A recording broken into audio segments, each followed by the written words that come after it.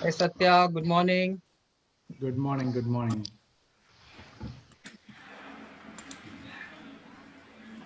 I like your background. Yeah, we prepared it. We'll be going on live now. You can mute and keep yourself so that let other people come in, please.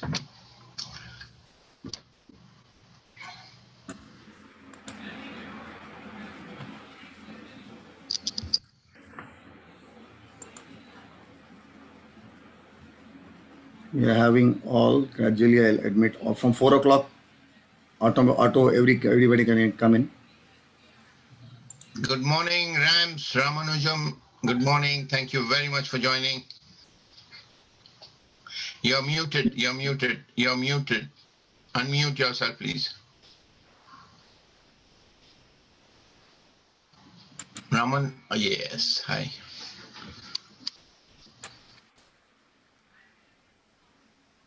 We can't hear you. I'm not muted anymore. Yeah, now it's okay, Yeah, but now we can now hear we can you. hear. Okay. Thank you. Thank you for joining in.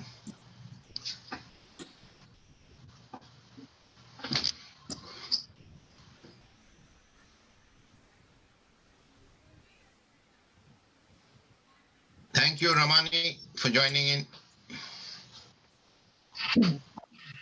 Yep.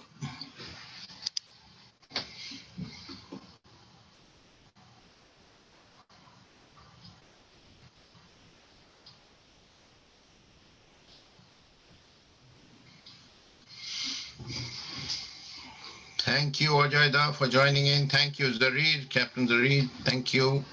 Thank you, Devashish. You're welcome.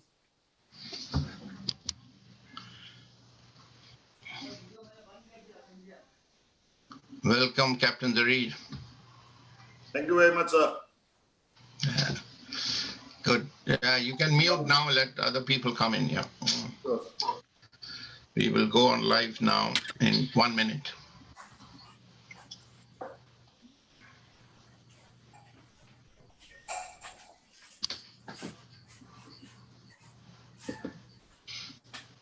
I see Mr. Wang has joined. Mr. Wang, Wang Gang is the Hello. CEO of Costco UK, but he's not on the. Thank you. Thank you, Deb. Thank you. Thank Thank you. Thanks for joining, Mr. Yes, Wang. sir.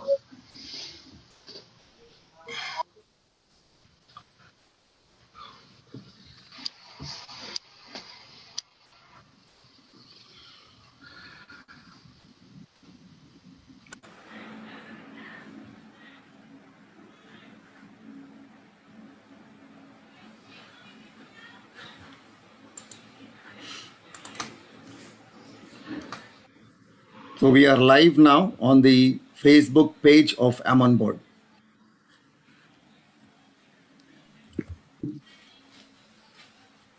Good afternoon, good evening, good morning, whatever. Nani here. Hello, sir. Yes, good morning. Yeah, it's 9 o'clock in the morning. We are just going on live. Thank you very much for joining, sir. My pleasure.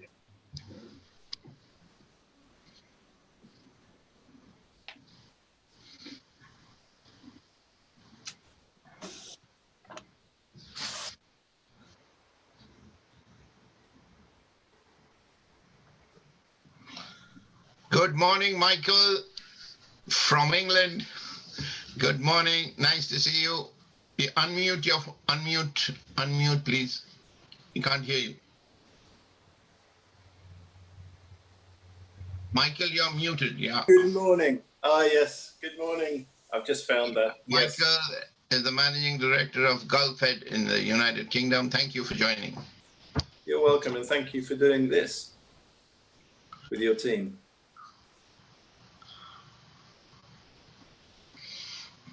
I see Sean joining. Hi, Sean. This is Deb. How are you? Very good, Deb. How are you keeping? You keeping well? Yes, I'm keeping well. I'm on another. It's a long time. It's very nice of you to join back, and we will talk later on. Okay, Yeah, very, very pleased to see you all. Yeah, he's the chairperson of innovation. And London Shipping Week. So yeah, in London. Shipping Week organizer.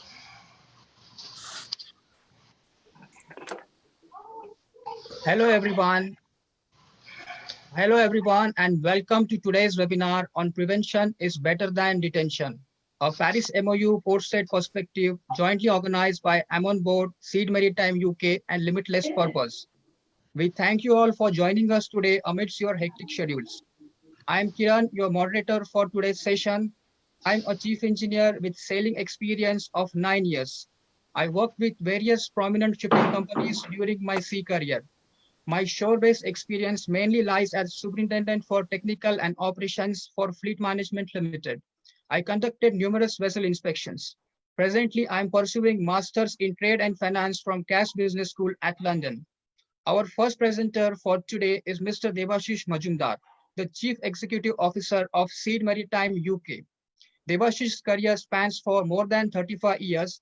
In this extensive experience, he assumed responsibilities as a chief engineer, previous class surveyor, UK Port State Inspector, ISM, ISPS, MLC, and ISO 9000 14000 lead auditor.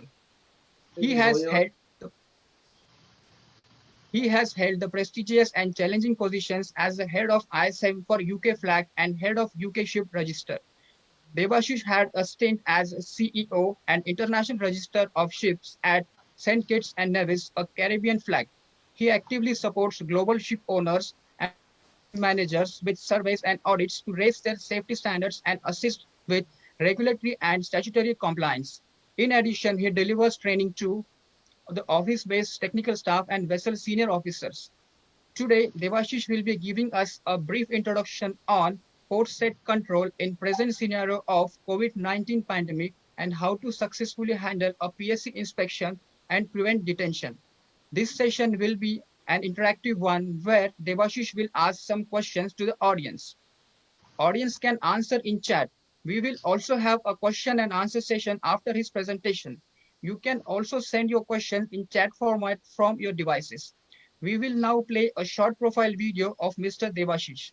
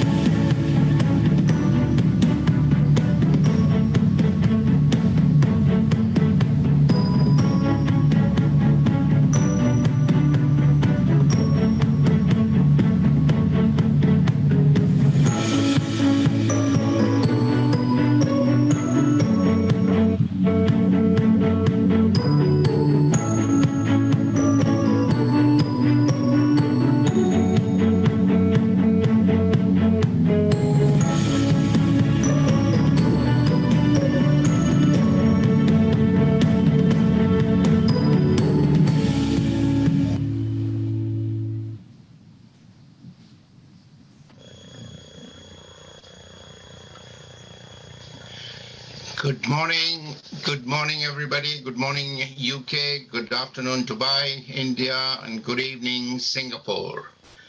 Thank you so very much, all of you, to be here today and attend the seminar on the port state control of Paris MOU perspective. I'm so glad to see so many of you, some of known faces. Some know me, some don't. However, a warm welcome to all our special guests. I could see Ms. Joy Chatterjee, who's ex-Chief Secretary Government of India, Mr. Bhavnani, who's ex-country manager of ABS India, Captain Zareed Irani, Dr. Satya Sahu, who's a special guest, who is a professor in the World Maritime University. I can hear Mr. Wang Yang. He's the chief executive of Costco in UK.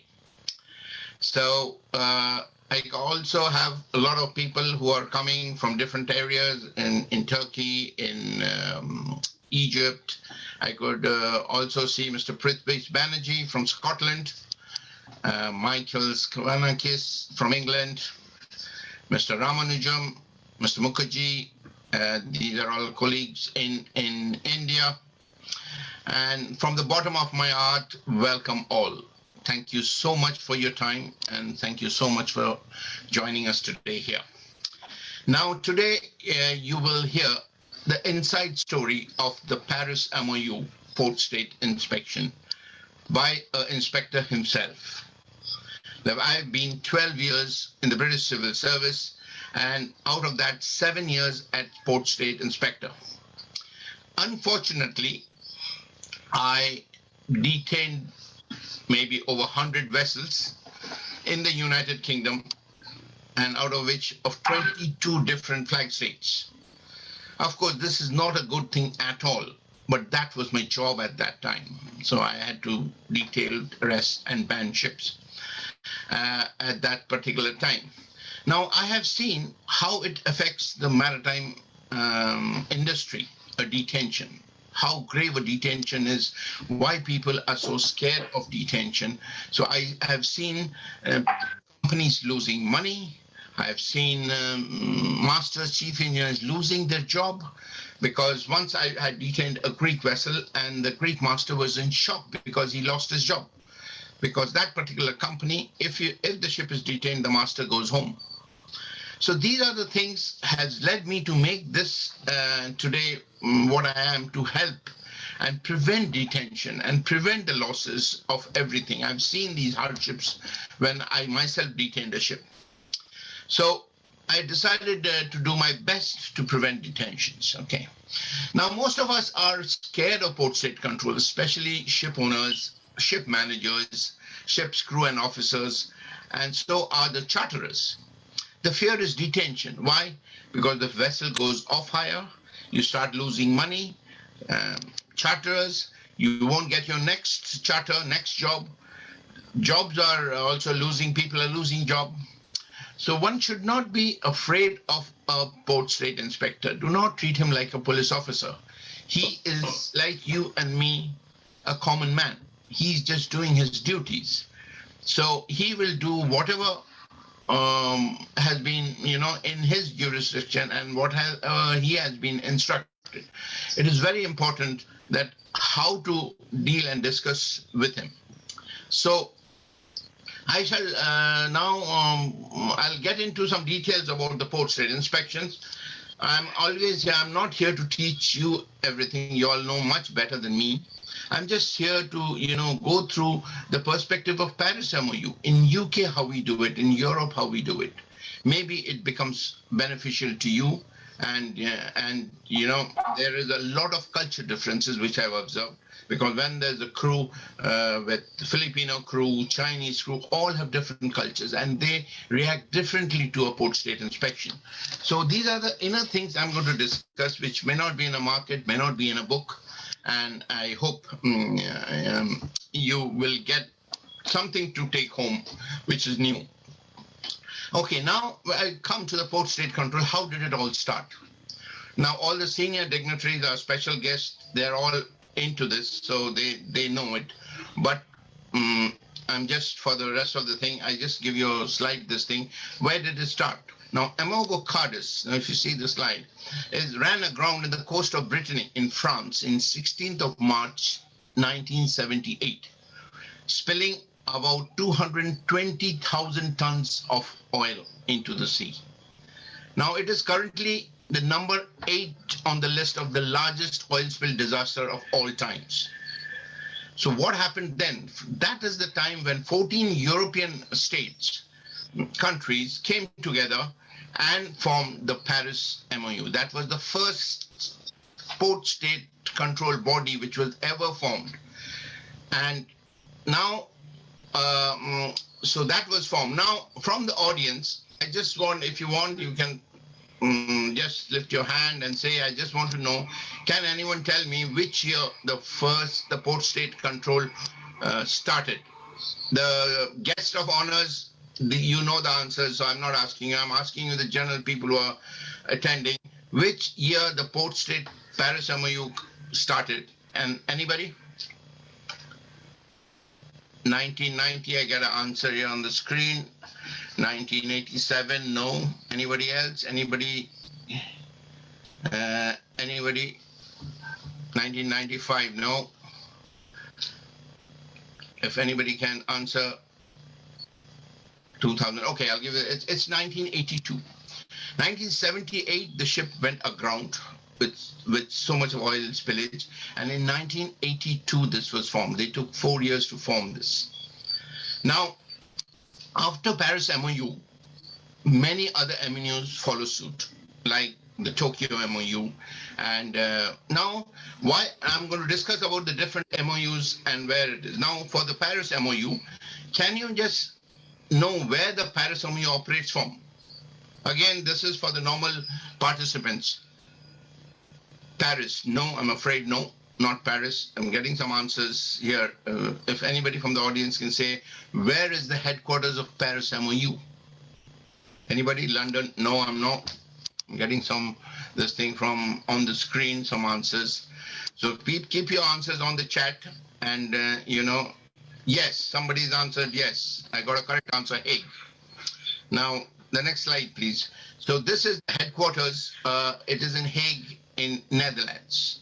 So this is the Paris MOU headquarters. Why I'm telling you this, all the superintendents, whoever on the shipping companies are there, they must know where the headquarters of a particular MOU is. Now, suppose your ship is in a different, whichever country port is there, you should always do a homework, the superintendent, whoever is in charge, technical manager, to know where that port belongs to which MOU. It is very, very important, because if there is a problem, if there is a detention, you can contact them directly. And that is why it is. So now I'll quickly go through the different MOUs there. The next comes the Tokyo MOU, which was formed after Paris MOU, which is in Tokyo, Japan. The next one is Vina del Mar. Now, Vina del Mar, we call it Acuerdo de Vina del Mar. Now, where is this? Anybody? Where is Vina del Mar? Bahamas? No. Anybody else? Anybody? You can put it on your chat. Yeah, somebody wrote South America. Good. It is correct. It is in South America. But where is the headquarters? Can anybody tell me where the headquarters of Vina del Mar? In which city? In which? Chile? No. It's in Argentina. It's in Buenos Aires in Argentina. So that's where this city is. Similarly, Caribbean MOU, right? We know there's a Caribbean MOU. Where is the operating office in the Caribbean? It has to be a Caribbean island. Which island in Caribbean MOU? Anybody? St. Kitts, no. Anybody else who wants to know where the Caribbean MOU operates from which particular island? So why I'm telling you and stressing on you, these are very, very important. If your ship is in this thing, somebody said St. Vincent and Grenadines, no. So it is in Barbados. So these are there. What I would suggest all the shipping companies, this is where we're missing from a port state point of view. You should go to the website of each of these MOUs. Every MOU has got a website, and some of the MOUs have got a good, advisory things on the website where you can learn. You can know the local laws, because unless you know the local laws, you don't know whether you're in compliance or not. So everything these days are on the website, and these things you have to just find out. Mediterranean MOU, that's in Alexandria, Egypt. Somebody said Jamaica. No, sorry, it is in Alexandria in Egypt. Okay, Black Sea MOU. Anybody? Black Sea MOU. Any questions? Yes, somebody said it's right. It's Istanbul, it's in Turkey. So Black Sea MOU is in Turkey. So if your ship is around the Black Sea area, then where you have to contact is the Black Sea MOU. The office is in Turkey. Everything is on the website. You Google and you get it on your phone. Now, next we come to Indian Ocean MOU. Now, Indian Ocean MOU was formed in South Africa long back. But where does it operate from? Anybody? Mr. Chatterjee has handled so many things he knows, but I'm talking about the normal people. Mumbai. Somebody says Mumbai. No, sorry, Mumbai. Indian Ocean MOU is not in Mumbai. In Sri Lanka, no. Well, it is in Goa, in India. There where the MOU for Indian Ocean MOU is there. Next is, I'll go through again the Abuja MOU. Abuja MOU is West and Central Africa, and it is found in Lagos, Nigeria, the offices. Riyadh MOU. Now, Riyadh MOU comes for the Arab Strait and Gulf. So where is that located? Dubai. No, it's not Dubai. It's in Muscat in Oman. And the last one is that there are total 10 MOUs, and the last one is U.S. Coast Guard. Now, can anyone say which city the U.S. Coast Guard headquarters are? Where does it operate from? I get an answer. Houston, no, sorry. New York, no. Anybody? Miami, somebody saying no. Well, yeah, somebody said they're saying it is in Washington, D.C. We all know everything, all that, but these are small things which you need to know and where to contact it if the ship is in problem. This will only help you. So it's in Washington, D.C., yeah. So now when we come to the small, what is the aim of a port state control? What's the aim of a port state control? Port state control, normal basic aim for Paris MOU, I'm talking all in respect to Paris MOU, is elimination of substandard ship in the region. That's the aim. But any ship got eliminated? No, everybody complied. When ISM also came, it was like that, to get rid of substandard ship. But any ship, any company closed down? No, all got ISM. So anyway, so now I'll just brief you what is a general thing. What is a PSC? Like we know all port state, we are into it. We don't understand what is a port state control. It's a spot check on visiting foreign merchant ships, not a full survey. It is just a spot check in the ship. And then in that spot check, if the surveyor finds something, grounds, then he can go into more detail and expansion. I'll come to the details of the thing. Now, when a port state is on board and he detains you, under which regulation he detained you? He cannot do whatever he feels like. He has to go through a particular conventions. When he's detained, he has to name the convention and everything in details. So I'll just quickly run through all the conventions which a port state control officer can detain a ship. Apart from these, he cannot detain. And the basic ones we all know, it's load line, SOLAS, MARPOL, then STCW, collision regulations, tonnage 69, ILO conventions, then protocol to civil liability for oil pollution damage 1992 convention, anti-fouling system, civil liability for bunker oil pollution damage, which is 1, and control and management of ships' water ballast system and sediment, ISM, ISPS, MLC. Now, these are the things which he can detain your ship on, which are very normal. And if any of the detention or his deficiencies do not fall in this, you can challenge it. Now, who takes the responsibility when the ship is detained? Who takes the responsibility when the ship is detained or arrested? Well, we all know. Oh, somebody's already answering, captain, ship manager. Yes, it comes to the owner first, operator, ship manager, then the ship staff, right? Apart from that, there are other people also who are, responsible for a detention. Next is flag state. Recognized organization, class societies, they are responsible. Port state control. Port state control is also responsible because sometimes what happens, you come from a different port state control and you get detained in a particular port. It happened with me. And they say in the last port state officer, he didn't get any deficiency, he got just 2 deficiencies, and you're detaining the ship. So there's the problem of standard in different countries. So these are the port state control is also responsible for detention. And there are some indirect responsibilities. They are not direct. The indirect responsibilities are charterers, cargo owners, insurance company, and bankers. Now, when we come to Europe and when we come to detention, what comes in your mind? A group, organization which is very, very active in Europe is called EMSA. I hope all of you know. It's European Maritime Safety Agency. Now, they provide technical expertise and provides government authorities reliable knowledge of what happens at sea to improve maritime safety. What else does they do? They audit all the classification societies. All the IACS class societies are audited.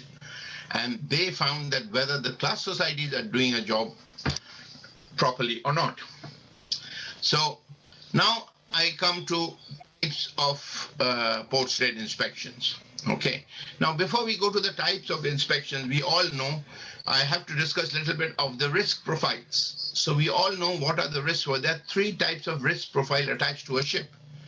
That is high risk ship, which are liable for expanded inspection, standard risk ships, which are initial or more detailed expansion, and low risk ship, which is initial inspection.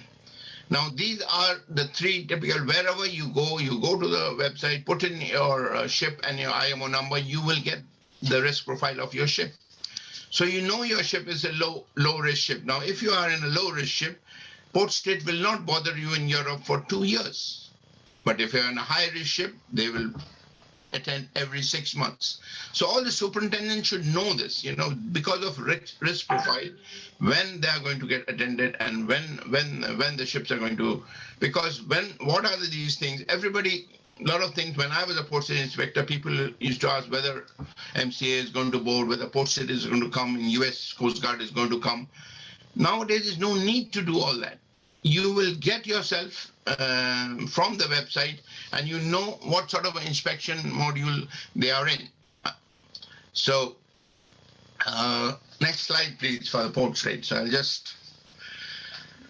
Now, coming to this thing. Now, if you see in the slide, this was once I was a port state inspector. I had to detain this ship. You can see that the lifeboat David, which has got holed and cracked, and so these are when MCA attends. These are from my old files picture. Okay, now factors which are deciding the risk factors. When you're low risk, why you're low risk? When you're high risk, why you're high risk? The factors decide is type of ship. Like what type of ship, because even the risk comes with different types of ships, age of ships, flag of ships, recognized organization, class of ships, company on ships, deficiencies and detentions. Now, company means what? Like the risk profile, companies also got risk profile. I don't know whether you can find how your company is performing in Paris MOU. If you're coming to a company, you go to the company has got, high performance, standard performance, poor performance, very low. So there are 4 types of performance of a company. So you can grade your company. So if it's a high performance company and your ship gets a lot of detention or a lot of deficiencies, it can slide from high profile company to a standard profile company. So your status difference. That's why you find in flag of convenience and everything, you find there's one company, one ship. Why they have done all this? You'll see, you go to any of the flag of convenience, every company's got one ship. Because if that ship gets detained, the other ships doesn't get affected. So these are the things. Now, the type of inspections which are, I just told you, initial inspection. Now, when initial inspection is there, suppose you can find out what type of inspection in your website before you go into the port. Now, if there is an initial inspection, the port state inspector, I'm talking only about Paris MOU. Your port state inspector is not even allowed to start your emergency fire pump or your emergency generator. But we always know, when I was also chief engineer, when port state come, they will always try out this. For any initial inspection, he just sees your documents, certificates, and then takes a round of the ship and he leaves if everything is okay. if there is a ground, if he finds something, then he will write this thing. Now, if he finds something in which he which is a negligence or some sort of a defect, then he goes into a more detailed inspection. So he sees minutely in areas. There he can tell you to start certain things, quick closing valves and stuff like that. Now, if he sees grounds of detention, like if he sees something which is majorly wrong, then he goes for an expanded inspection.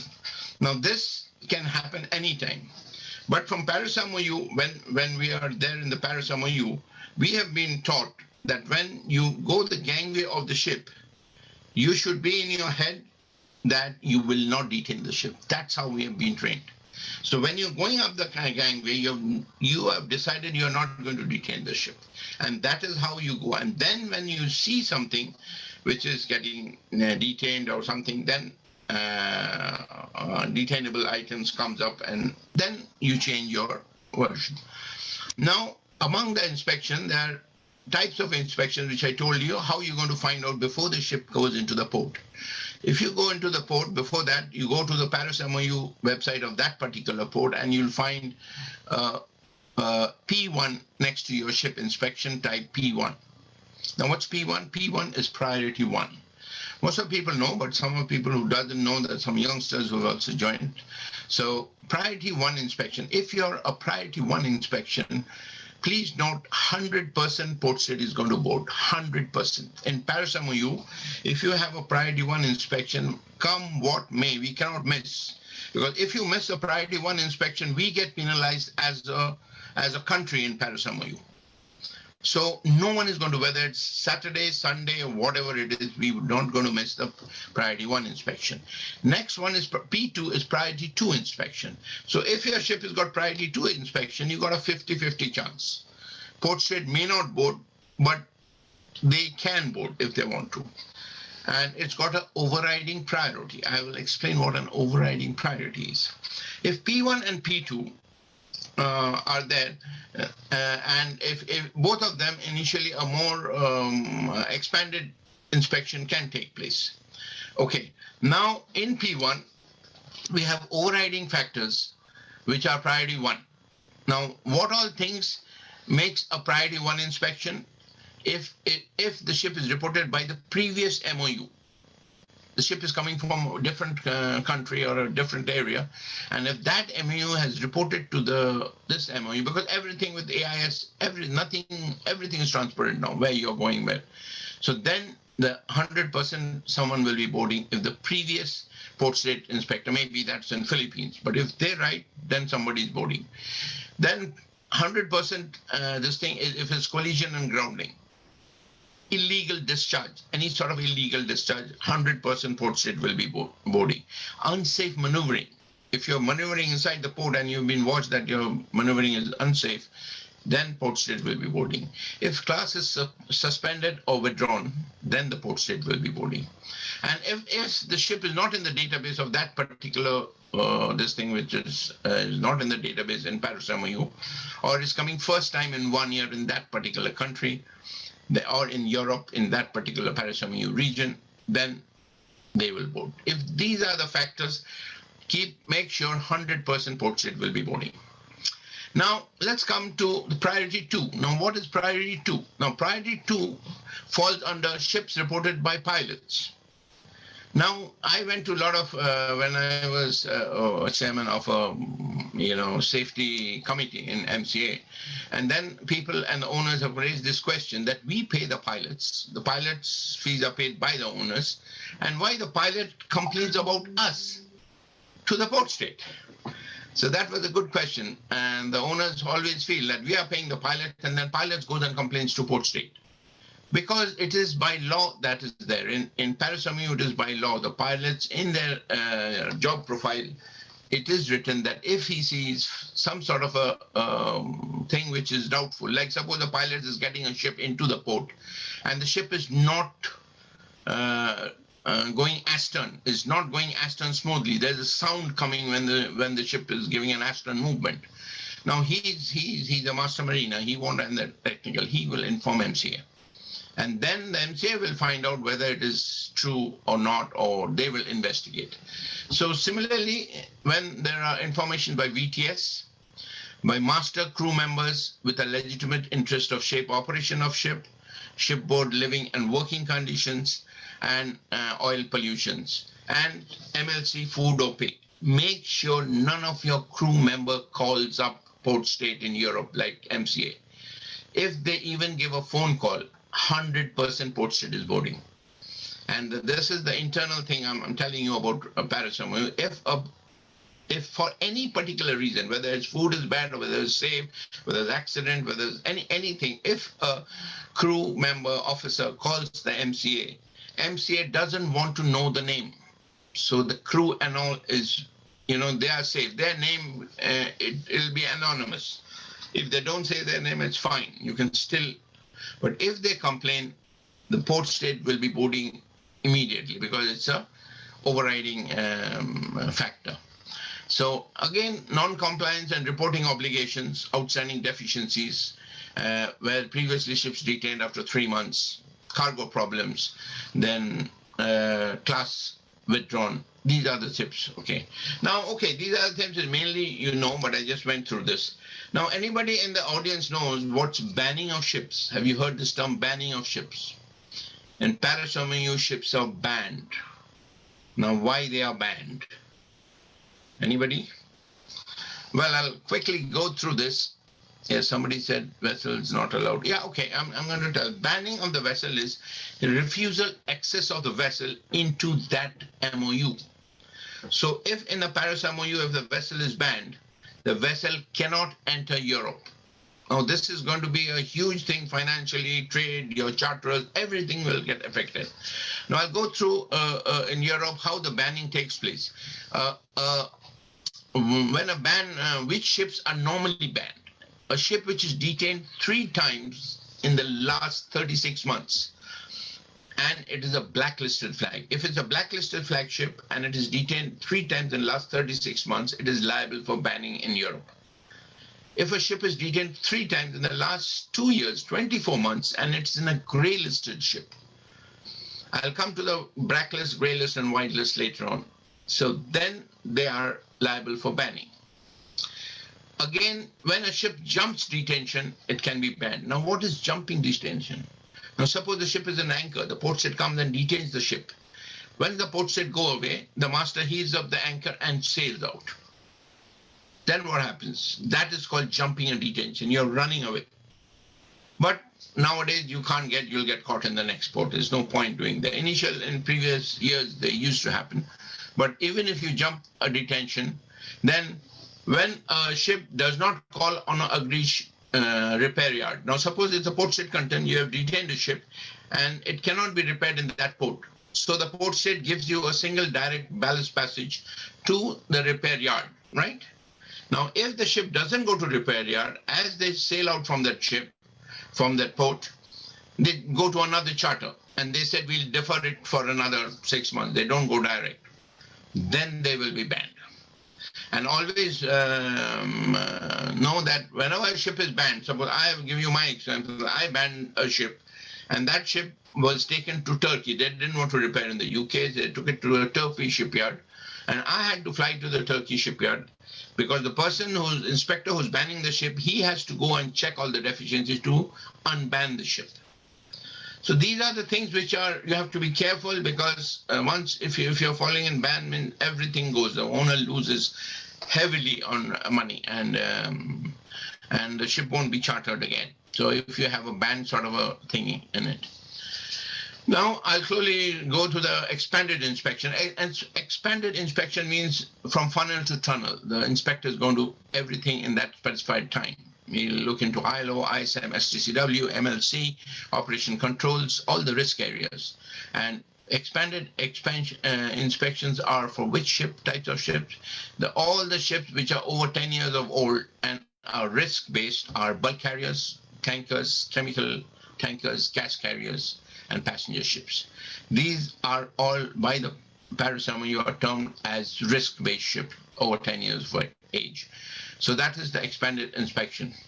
Okay, now we come to this segment of the white, gray, and blacklist flags. Now here I will discuss certain things. Now, just to let you know, on 1st of July, every year, Paris MOU Port State Control takes out the list of white list, gray list, and black list, which have been announced on the 1st. So this year also, I don't know how many of you have seen, this year on the 1st, just a week back on the 1st of July, the white list and gray list and the black list was announced. Now, out of interest, I just want to know if anybody can let me know who has bagged the first prize, the first in the white list this year. Anybody? I need an answer from the audience, please. Yes, I got the answer correct from one gentleman, but I'm not going to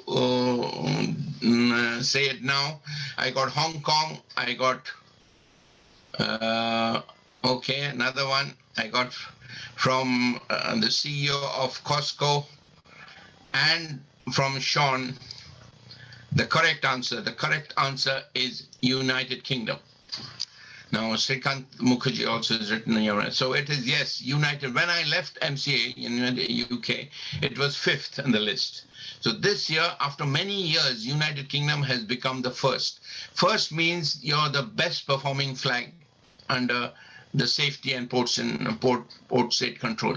So the top 10 flags are very much honored, and the port state control will not bother you when you are on the top 10 list. So just go, anybody for who's the second? Who's the second in the list, in the white list? Well, Singapore, no, it's Norway. Now, this year, number 3 is also come up from very down in this thing to first. Number 3 is Bahamas. So, yes, Tamal Mukherjee, I can see it's Norway. You're right. You're perfectly right. Second is Norway. Bahamas is number 3. Now, among the open registers and the, the other registers, which is the flag of convenience, which we say, which flag is the one which is in the top? It's number 6. Who's that? Panama. No. Number 6 is Marshall Island. Marshall Island is the flag of convenience, first flag. They have a fantastic report. So I'll go through the quickly. Another question got Malta. No, sorry. Okay, now I'll go to the quick list. And number 7 is Singapore. Number 13 is Liberia. Number 20 is Greece. And guess who's number 30? We have a representative of from the rank number 30, which is Antigua and Barbuda. We have a regional director of Antigua and Barbuda with us today, and they are also in the white flag for a numerous number of years, but this year's rank is 30. 33 is China. Panama is 36. Panama is the biggest flag, and it is 36 rank. Now guess who's the bottommost number 40? 40 is United States of America. So far, United States of America was on gray list. This year, they have come into the white list for the first time. So this has all happened on 1st of July, last week back. Now, for the gray list, we have around 10, 12 of them on gray list. I'm not going to go for everything. If you go into the Paris MOU, you can get these all detailed.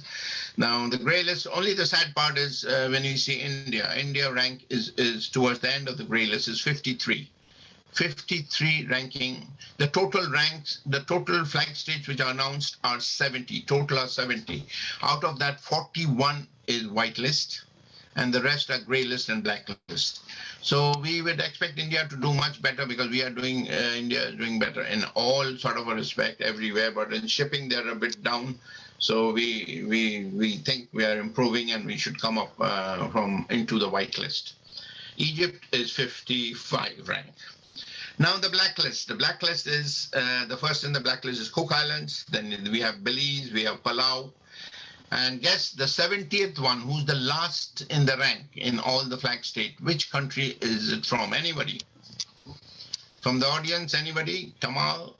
I could hear some active people. Who is this? Siles Carvalho. Siles Carvalho is fantastic. You're right, it's Comoros. Silas, congratulations. You're right. It's Comoros. That's the last one in that. Now we come to the last segment of being. I don't want to, bore you too much now. We come to the last segment, which is a very interesting segment, because here I will discuss some of my personal life experience with you. These you won't get anywhere, because all the pictures I'm going to show you some examples of detentions which might help you.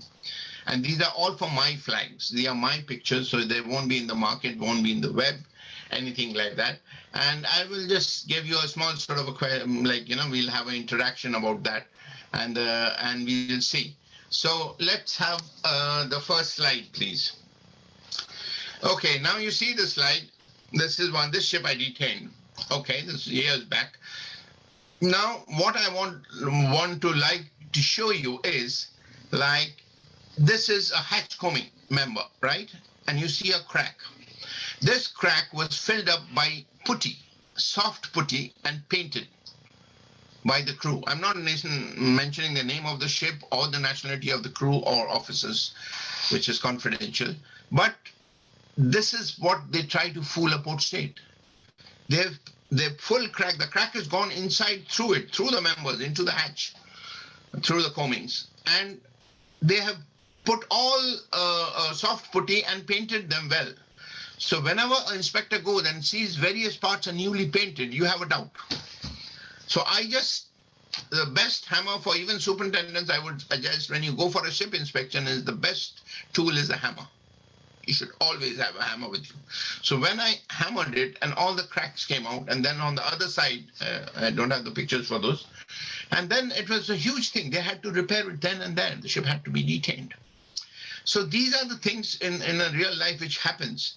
And once, let me tell you, for all the people who are the young superintendents who have joined and these things, that if you try to bluff, if you try to lie, you're finished. Because the port state is not going to leave you. He lost the trust in you. Because in here, we always trust ship owners, everything. But if you try these sort of things, then he's going to check each and everything on the ship. So anyway, the next slide, please.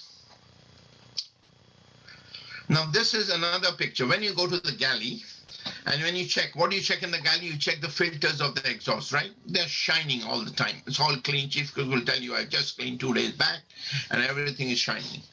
Now, if the port state inspector is really, really keen, he will open the filters, put his hand inside the duct, and if he finds this, that there's full oil and, sticky and mess, then it is totally a threat, a fire threat. Now, a ship is detained, number 30 is only when it is a threat to life, property, ship, and environment. These are the 3 things you should remember. Threat to life, threat to property, which is ship, and threat to environment. Anything is a threat to them is a detainable item. So these are the things which, when you go and, because if there's a fire catches down, the whole trunking will take this thing, and a small fire is going to be huge, and you can lose the ship. So, okay, the next slide, please. Now see this, these are my pictures, in my lifetime picture, and I have stored them. Now today I'm sharing with you, this is a ballast tank vent on the main deck of a general cargo ship. There's a hole in it. They have put, masking tape and spray painted it. You think all port state inspectors are fools?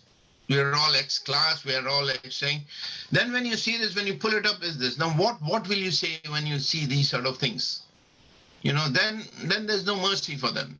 So that sort of a thing, don't try to fool. If you're honest and you tell your fault, the port state inspector will always help you. This is the way always people have to deal with all the superintendents in the company. I'm just telling you, just try to, they are helpful people, but you have to give them. If you do these sort of things with them, then where will they help you? He's trying to cheat. The people are trying to cheat you. So there's no mercy for this.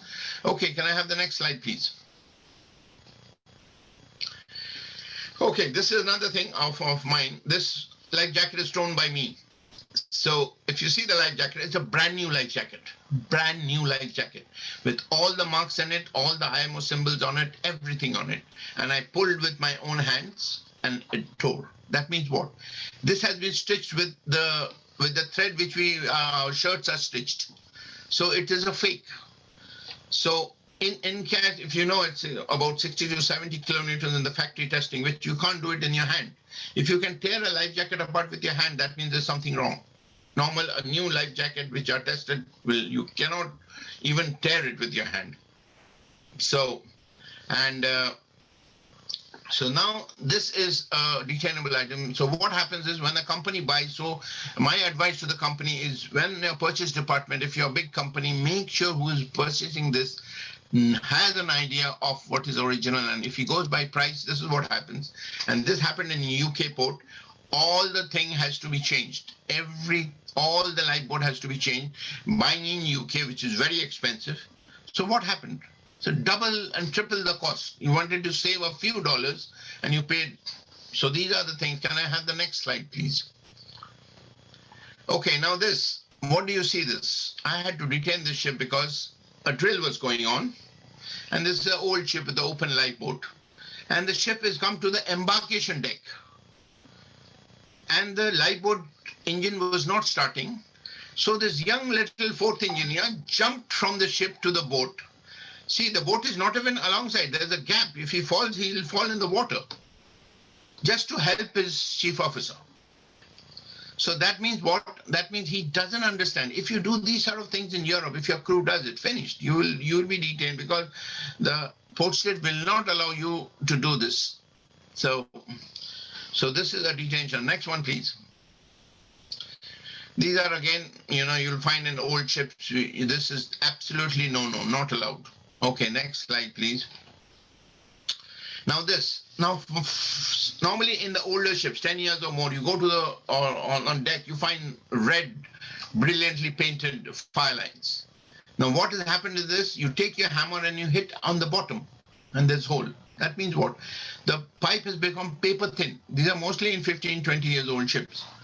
But everybody's painting on top. Nobody's seeing. So the port state inspector will take his hammer and hammer it in the bottom. I did it, and this is what happens.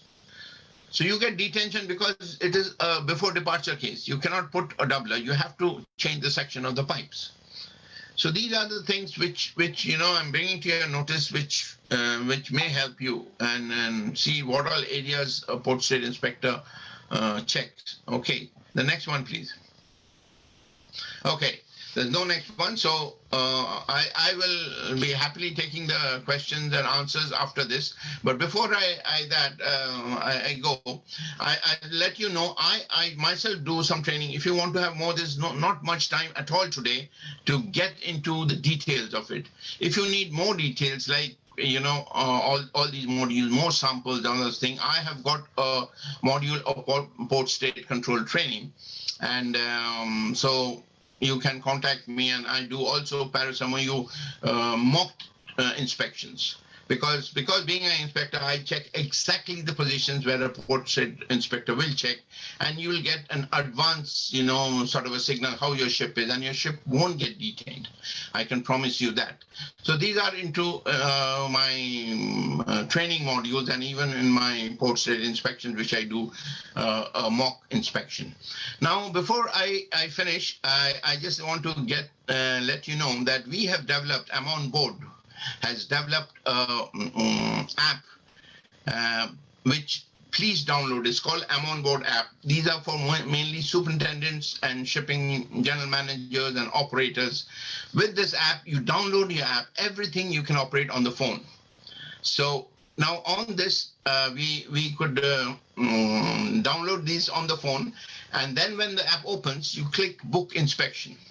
Because now in this COVID-19 scenario, a superintendent or a technical manager cannot fly from their country. Suppose the companies are in India, in Singapore, in Hong Kong, and the ships are in Europe. They cannot fly because if you come to Europe, you're 15 days in quarantine. So the main idea now is what is going to be is a localized inspection. So that's why Amon board is there. We are here. So if you go to Amon board and then you click United Kingdom, you will find me, my company, and my inspectors here they're all expert inspectors, mostly ex-KMET, ex-class, ex-flag. I've got British ex-MCA people with me. So we do the inspection like this, and this is why, suppose your ship is in another country, in Greece. You press Greece, you'll get another idea which, Olympia deals with, and you'll get the inspectors there. There may not be one, there may be a couple of inspectors. You can choose, you can see their qualification, you can see the rates, and then you can choose, and you can pay through the app. So everything, your inspection, the main inspection which the company does is internal audits, all the internal audits of maritime labor conventions and ISM, International Safety Management, and superintendency. Now, every superintendent in some companies 6 months, some company a year, they have to visit the ships and to do it. So these are the things which we will show you a promo later on. I hope the discussion was useful to you, and the time is too short because port state control is a huge topic. I tried to cover a little bit and glimpse, and I thank you all for the bottom of my heart. I can see many new people have joined. Mr. Vajpayee has joined. I can see Mr. Vajpayee, good. Yeah, there's Tiasha joined, there's Anuradha joined, a lot of people joined. Anyway, I can't thank you individually, but I am very thankful from the bottom of my heart that you all have joined. And now with this, I have a very good presenter who is my partner, who's Olympia, who's going to talk about the mindset in the maritime people. And then we'll have a question answer session. We'll again come back to you. Now, I have now Kiran, I'll hand over to you to carry on the thing. Thank you very much, please. Thank you very much. Thank you, Debashish, for in-depth discussion about port state inspection. I'm sure our audience must have gained insights of port state control and will prepare their vessels for the inspections. Without losing precious time, I'm going to introduce our second speaker, Miss Olympia Papazoglu. Olympia is an experienced professional in maritime, oil and gas industry with extensive portfolio in shipbuilding. She has successfully executed various mobile offshore drilling units, construction and conversion projects. She also shouldered the responsibility of a surveyor at American Bureau of Shipping for 5 years. In addition, she worked as a senior project manager at Diamond Shipyard in Netherlands and Trimlane Shipyard at Southampton. Currently, she is a partner in oil trading company based in Dubai and in Adams Hydraulics at Greece. Additionally, she runs her own business as an executive coach for leaders active in heavy industries under the tag of Limitless Purpose. There is a famous saying, before you can master your business or your life, you must first master your mindset. In today's webinar, Miss Olympia is going to discuss about business and mindset. She will discuss the implications of right mindset on the business. We will have a question and answer session after her presentation. And you can also send your questions in the chat format from your devices. I will now hand over to Miss Olympia for her address on today's topic. Over to you, Olympia. Thank you very much, Kiran, for the introduction. I'm very glad to be here today, and I would like to thank every one of you from all places in the world that attend today. And I would like to thank the buses for covering this topic of port state detention because it's so important and so crucial. Thank you, the buses. So today I'm going to discuss about a topic that has not ever been touched in any maritime industry conference or webinar, but it's so crucial that determines 80% of any outcome. This is the mindset in business. Although, as Kiran said in the introduction, I have a heavy technical background, both in the maritime and offshore industry, and management background too, entrepreneurship is something that really won my heart. It all started 4 years ago when I observed something very crucial for the industry. Companies that were in the maritime industry, that were older than 100 years old, were very successful. They have a crazy track record in success. They were started struggling seriously. They had the worst time ever in their entire life. And that triggered my curiosity. And I started observing the leaders, the decision makers. And what I found out, maritime industry is a highly volatile industry. What I mean by volatile, it has major ups and downs, and it is closely connected to oil and gas industry. Oil price not only determines the oil and gas industry, but also the outcome in the maritime industry. So what I observed a volatile market, and the decision makers were making the decisions out of a very, very rigid mindset and out of a very, very limited perspective. And that was the point. Mindset is the secret behind the multi-billion dollar CEOs. If you notice those huge companies that are multi-billions in revenue, they're becoming even more successful. They're accumulating more and more billions. And that comes back to, they have realized this uncharted territory of mindset. And I'm gonna speak about how powerful is the mind, especially in the volatile industries like maritime. Another thing in the maritime industry is the decision makers. The decision makers are not only the board members of a company or the owner, they are decision makers in various positions, superintendents. Decisions are crucial. Decisions can cost millions. Masters of vessels, the same. So that's another characteristic that makes this even more relevant and even more crucial in the maritime industry. Your mind is so powerful, and I give you an example how powerful it is and how can determine the success. In my environment, both clients, both people in my circle, because apart from the maritime and offshore, I'm also in the coaching industry. Myself, struggling entrepreneurs for many, many years, with a tiny shift in the mindset, tiny shift, change of perspective. In few months, they end up closing multi-million dollar deals. Myself, 2 months ago, I was working a senior management position in a company in UK. The company, due to the situation of coronavirus, shut down. Everybody lost their job. Within these 2 months, I ended up for being without a job. Now at the edge of closing with the 2 partnerships that I have, I am at the edge of closing multi-million dollar deals right now.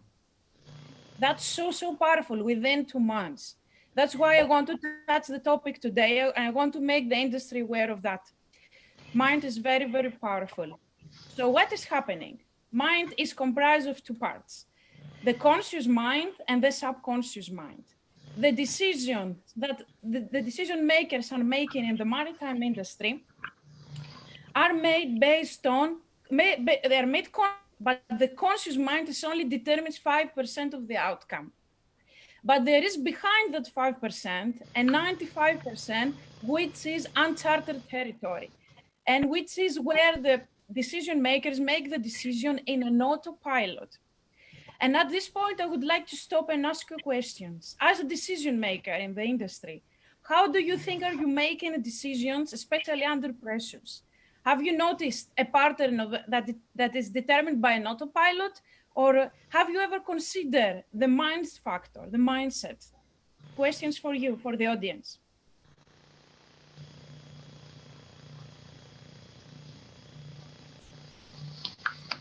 Hi, Olympia. Yes. Hi, it's Hi, Michael Stakhanakis. Kalimera. Hi. Good morning. Kalimera. So for me, a decision is based on stuff which is all around the scenario. So it's not just a simple equation. It's the gut feel, who's involved, what's at stake, how do I think this is going to go? That's Okay. decision making for me.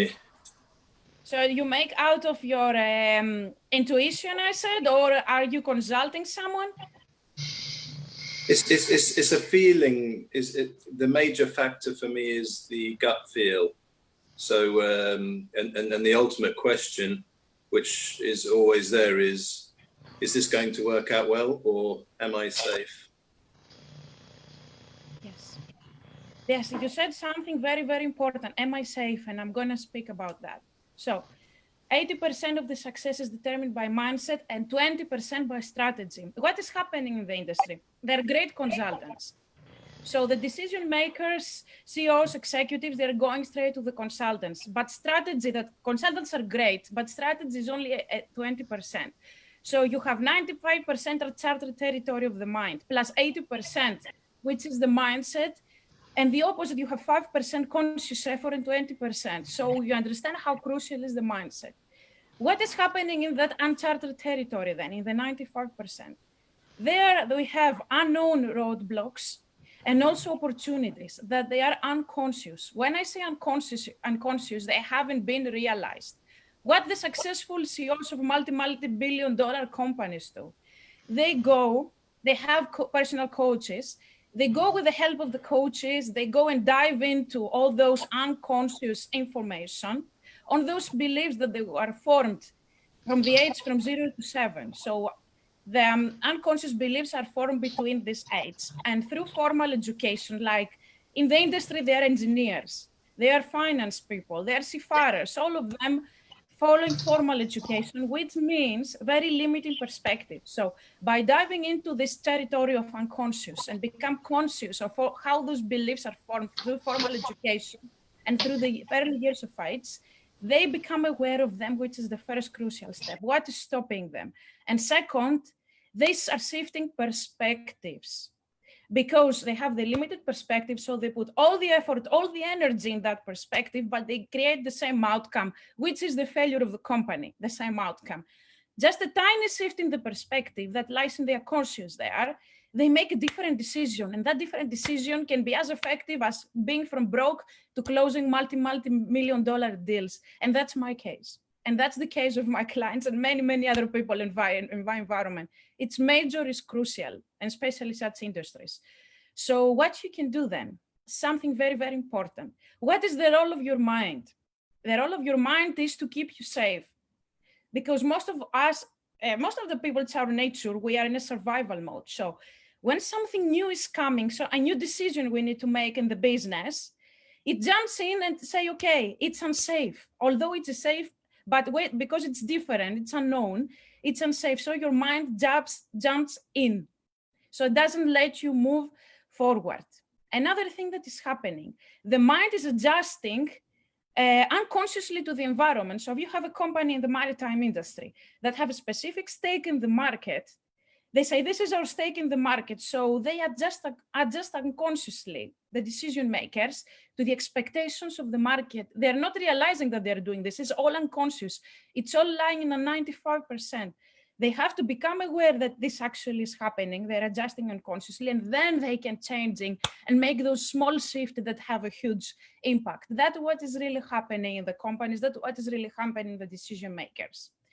And now you're going to tell me, what can we do then? How we can shift from a small company to closing like huge deals? What we can do then?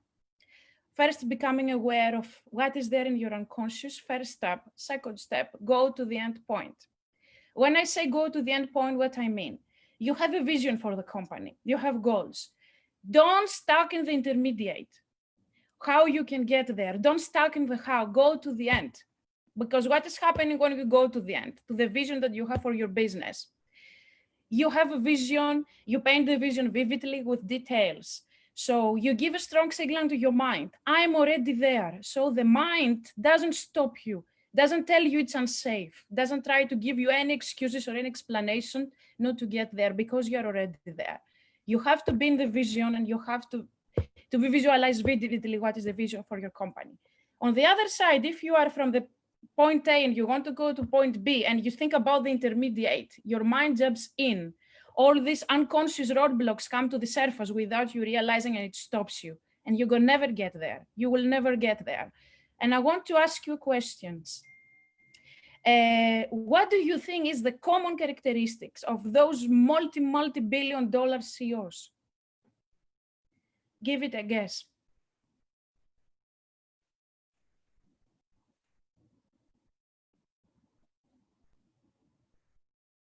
Could you repeat that?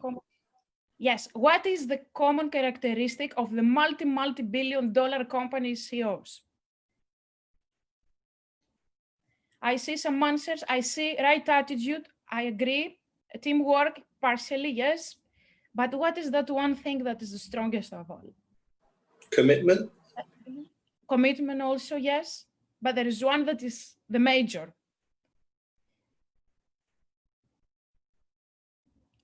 Communication, futuristic thinking.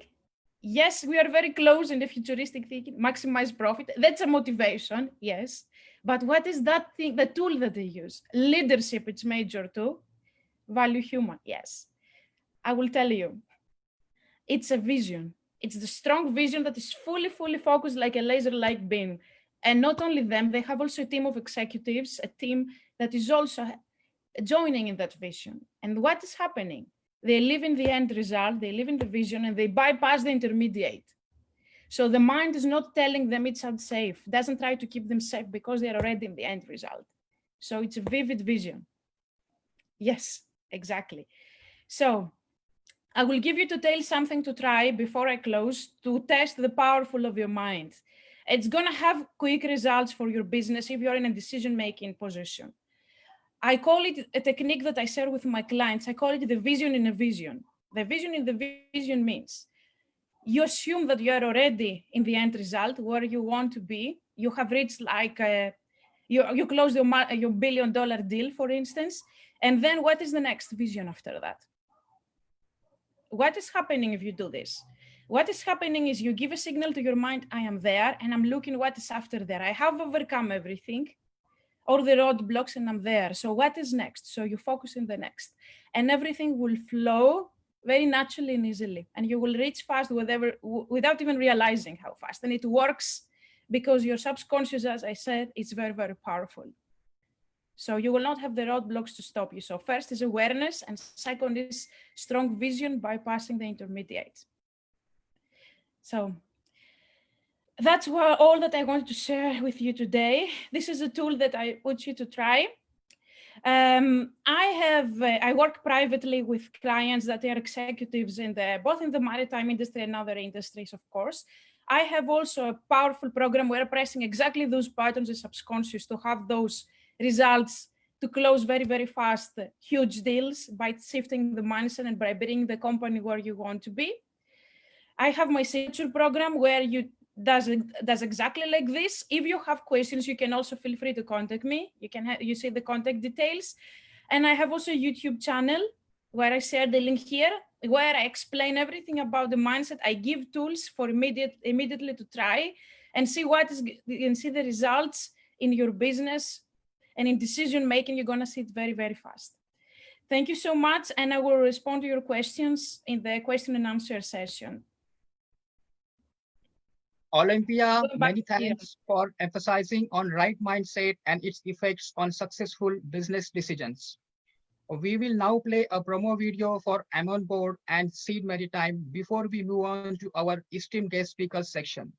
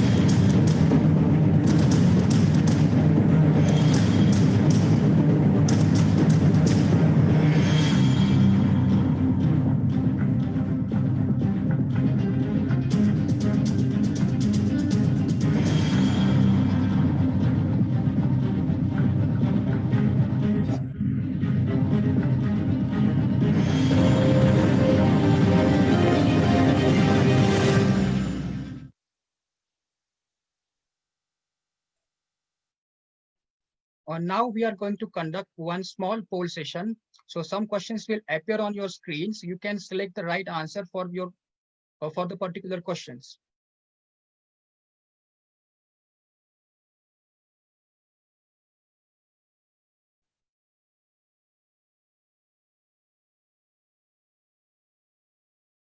Our first question is, were the contents relevant to the topic? You have to choose on the scale of 1 to 5.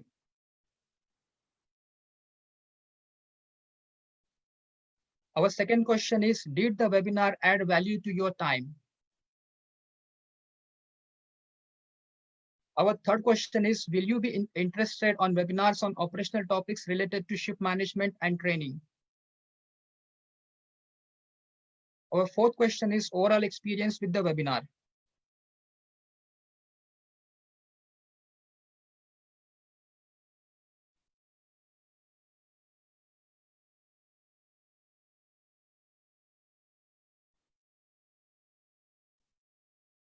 Further moving to our session, I wish to make a small announcement. Our next webinar is scheduled for 6th August next month, and the topic is International Safety Management and Maritime Cyber Risk Management in ISM Code.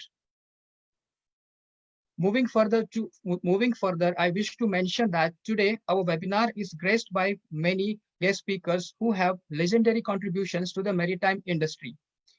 Our first guest speaker for today is Mr. Rajesh Bajpayee.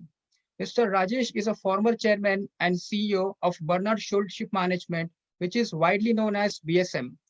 Throughout Mr. Rajesh's legendary career, he held various responsible roles such as member of Singapore Shipping Association and advisor to Hong Kong Polytechnic University, a board member of Intermanager and Intertanko. In addition, he was a board member of Hong Kong Ship Owners Association. He has been awarded plenty awards, which includes prestigious Alumni Achievement Award and Bharat Gaurav Award. Mr. Rajesh completed bachelor's degree from Marine Engineering in DMIT in 1972 and MBA from Asia Institute of Management. Now I request Mr. Bajpayee to say a few words. Over to you, Mr. Bajpayee. Thank you, Kiran, and thank you for the organizers. First of all, I must congratulate both the speakers for a very insightful and very practical lectures. And it is from a practitioner's point of view, so they were not talking theory, they were talking actually what they practice. And you can't find those things in the books. I'm familiar with Debashish. I know him personally and have known him professionally. And I've known him over several years. So I've seen his career track, how he is progressed. So, and there are a few things that I can single out about him. His honesty, his integrity, his passion to share the knowledge, his commitment and dedication to the industry, and all these things, I think, puts him in good state. So I wish him a successful career and also success for his company. All those young audience who are coming into the industry or have just started, shipping is a very challenging, and it's an infectious industry. Once you are in it, it is very difficult to leave it. There is never a dull moment that you will have in this industry. Its scope is immense. If you have the will, and as Olympia was pointing out, I mean, it all depends on if you can visualize it, if you can envision it, you can achieve it. And she also alluded to the process that how if you have the right mindset, you can remove all the roadblocks from in between the beginning and the end. So I wish all of you good luck and stay safe. Thank you very much for the opportunity. We sincerely thank Mr. Bajpayee for gracing this webinar. Our second guest speaker is Mr. Ajay Chatterjee. Mr. Ajay Chatterjee is a marine engineer having served the Government of India in DG Shipping Mumbai and allied offices for more than 25 years and over 6 years as a Chief Surveyor cum Additional Director General of Shipping.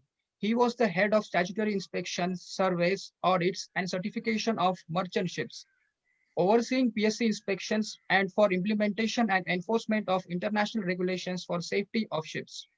After retirement from service with Government of India in January 2010, he assumed charges as a principal and head of Great Eastern Institute of Maritime Studies and served for 9 years.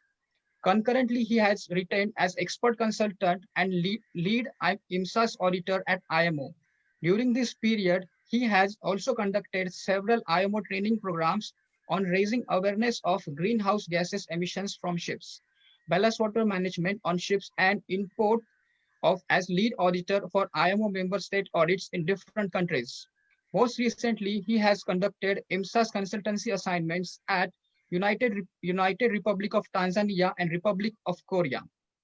Presently, he is academic director of marine engineering of EDU Academy, engaged in design and delivery of e-learning program on maritime studies in India and overseas.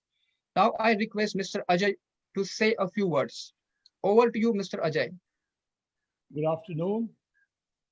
Am I audible and visible? Yes, sir, you're audible. Yeah. Good afternoon. Thank you, Kiran, for your wonderful introduction. First of all, I would like to congratulate the organizers and my good friend Devashish for this wonderful webinar. I've been doing this webinar for the last whole week, and right now I'm with the IMRS Technical Conference, annual conference in London. It's here till 16. And in between, I found time for this. Yesterday, I was on a webinar with IMO. So it's interesting times. COVID has actually shown us a different way of passing your time, very effective and useful way. I must talk about a little bit about Devashish. I've known him for several years. When he was a young and bright young ABS surveyor in Calcutta, when I was heading the eastern side of the country as a principal officer in MMT. And he was always enthusiastic, and he has an exemplary passion for his profession. That's what makes a difference between a successful and just the ordinary life, you know. And so whatever he has done it very, very successfully, and I think he has put in his best efforts. Today's presentation speaks about this because he has thrown insight into the actual problems faced with port state and the niche areas which often people overlook. And now to talk of our graceful young lady, Olympia, I must say she has added color to the whole presentation of talking something totally different from just technical. And that's what makes it very interesting. And I think it's very close to my heart is the human element aspect of maritime regulations or shipboard operations. That's where all the problems arise from. And he's very correct to say 80% of the problems. And she has gone a level up to bring it down to the board level. I mean, decisions made at the board level can also be good or bad for an organization. So thank you very much for the insights. I'm here to talk just, I've been given, I think, Kiran has given me just 5 minutes. I wanted to share a few slides, but I don't think it's a time or a place for it. So I'll just raise just 2 small issues. One about see, I'm still in the technical committee of the Lloyd's Register and the Class NK and the Indian Register of Shipping. And I had the opportunity of going through the reports, annual port state control detention reports. And I find still the largest detentions are due to failure in ISM. Now, when you say failure in ISM, many superintendents, when I was in the department, they would come and say, sir, what are the deficiencies under ISM code? Now, this is a very, very difficult question to answer, although many class societies have given ideas about deficiencies and ISM code. Really speaking, PSUs do not perform safety management audit. Let me make it very clear. A PSU conducts inspection of ships, which is, as Devashish said, is a sampling process, and to give a snapshot of the vessel on a particular day. He does not carry out safety management audit of or SMS during PSC. What he's looking for a clear ground, and there are no clear grounds really applicable on ISM code. It is only clear grounds, and the subsequent more detailed inspections exist on a technical or operation related deficiencies. So here where the catch is, and superintendents and they have enough material from classification society, they have several guidelines, the flag states have given guidelines, and I think my young friends over there who are listening, they should look out for this because it's a failure, overall failure of the ISM. which leads to ultimately deficiencies in operational or management of the safety systems or equipment. And that's where we have to be careful about. The second point, what I want to raise, a very, I'll say second, I'll have 3 points, sorry. Second point is very important in today's, we are into COVID-19, and COVID-19 is going to be here with us in some way or the other, even after, I think not before 6 months, things are going to get any better before it gets any worse, at least in many countries. Some countries may be more successful. Now, what happens to already classification societies have decided to postpone surveys or normal statutory surveys. Flag states have given permission 6 months, 3 months, whatever. STCW certificate. So PSCs are aware of that. But what happens to PSC inspections during these COVID times? Do you want to do it virtually? I don't think that's possible. Just like an external audit is not possible virtually. To be really honest, let's be realistic. Port state control is never welcome on a ship.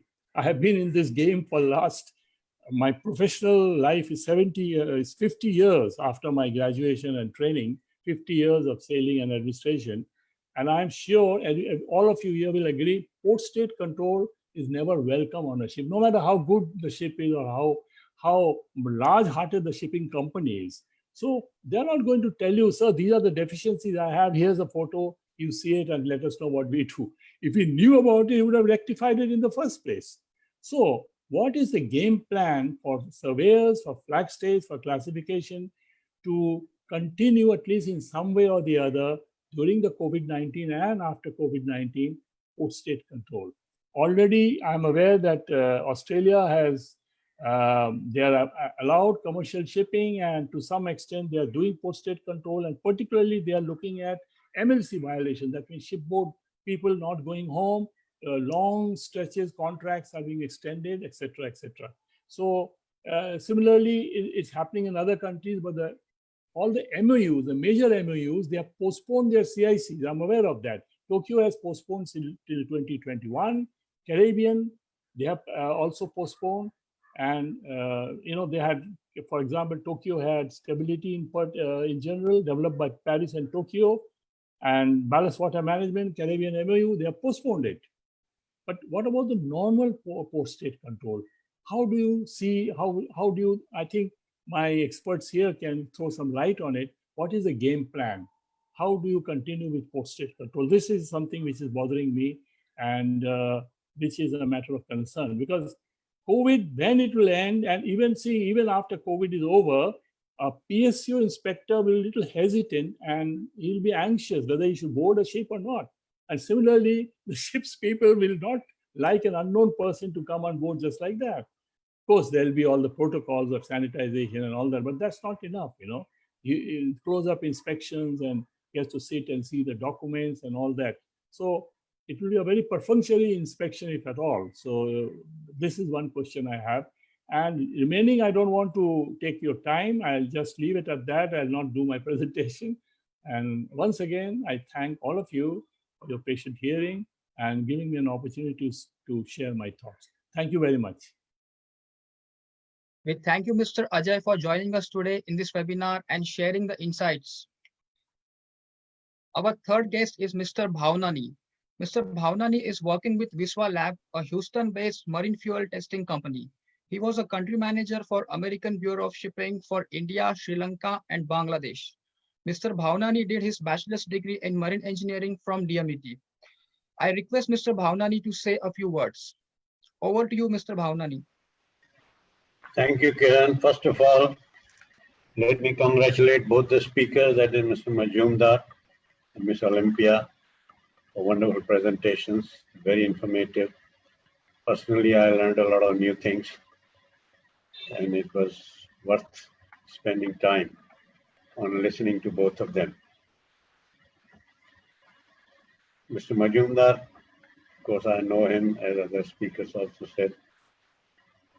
I know he was my colleague, actually. We were working in the same organization, that's American Bureau of Shipping, many years ago. He's very hardworking, honest, always trustworthy, and you can depend on him. Miss Olympia, of course, I have not known her previously, but I was very impressed with what she presented. And let me say this, that Mr. Bajpai and Mr. Chatterjee also made some very good points. Especially Mr. Chatterjee said how it is going to be. Is it going to be something similar that we do today, or what we are doing before COVID-19 is going to be similar after COVID-19 is over, whenever it is over, we don't know. Or permanently we have changed few things that we have to follow new systems, new routines, new approaches, which is very important. So that again brings into mind the mindset.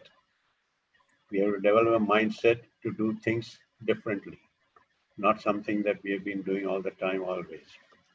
How to develop that mindset? We'll have to listen more often to Miss Olympia to tell us how to develop that mindset. Many people have that, and she said about vision. Many people have a God's gift of having a good vision. Others have to develop that quality.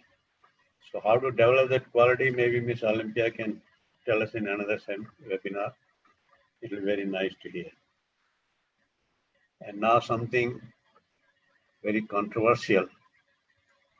With due apologies to some of you who may not like it, but I would like to say port state control, yes, very important. As Mr. Chatterjee said and Mr. Majumdar said, port state control is not there to see everything all right on the ship. It is a random check, and then the inspector decides what more to see, how much to see, not to see, or leave it at that. Now, one thing, of course, I've been a little out of touch with port state inspections and all for some time. But I would like to say that while port state inspection is there, he looks at the things, what is required and what is there on board, what is not complying. But he cannot do everything. He is not running the ship. It is only a matter of doing a random check and audit basis. Sometimes I have seen it myself, while most of the port state inspectors are very knowledgeable. They know what they're doing, they know what they're saying, and they actually go on board and they educate people, they train people. They are not there as trainers, but I've seen them training people, which is a very good thing. But unfortunately, I've also seen some instances, not too many, but some instances, where the port state inspector himself was not fully aware of what is applicable to that particular ship and what is not applicable to that particular ship. And he maybe found some non-conformance or gave a detention order based on something, some rule which was not applicable to the ship, but he thought the ship was not compliant. Of course, detention was quickly lifted. It didn't last very long. But it is a negative feeling. Detention given, detention lifted, yes, but it goes in some record that detention was there and detention was lifted. So my advice to youngsters, superintendents,